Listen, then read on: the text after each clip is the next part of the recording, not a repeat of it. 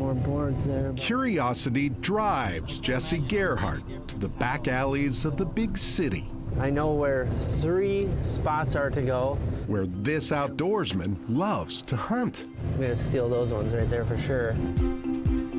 It's like an old, like, door or something. I do like these little pieces. These are solid wood.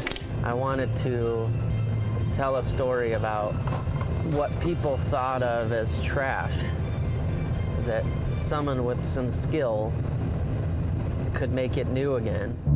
Jesse makes the rounds behind businesses he has permission to snoop. I thought this was a thick piece. You can take and cut it into a lot of strips.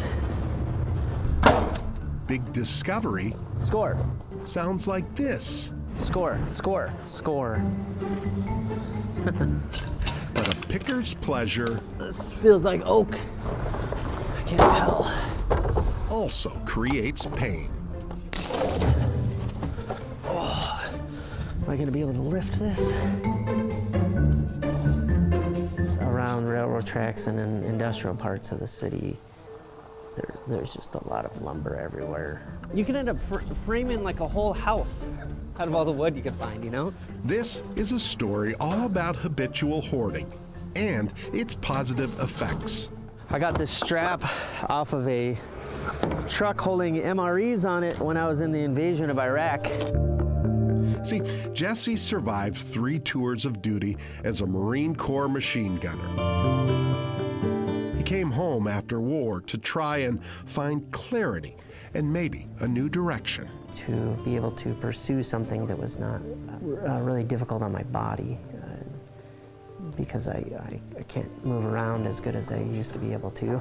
Jesse built on his lifelong hobby and earned 2 degrees in woodworking. By the time I was done with college, I had enough tools to make a living.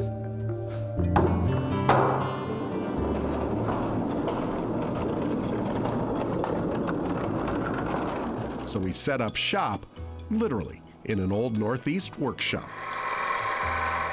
It is here his story finally took shape. I find wood wherever I can get it and make stuff out of it. Mostly people's fences and wood flooring, people's dresser drawers. Yeah, so it's all recycled wood.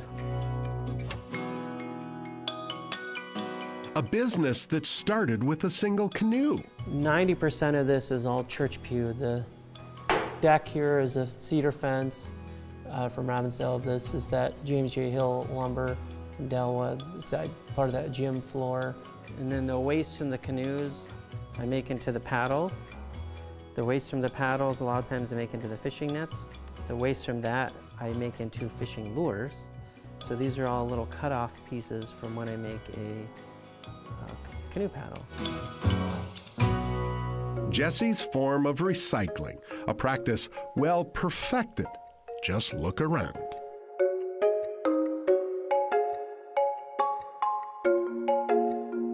Turns out this passion whittled its way out of Jesse's family tree. Yeah, it was from my grandfather, back before it wasn't even the Boundary Waters.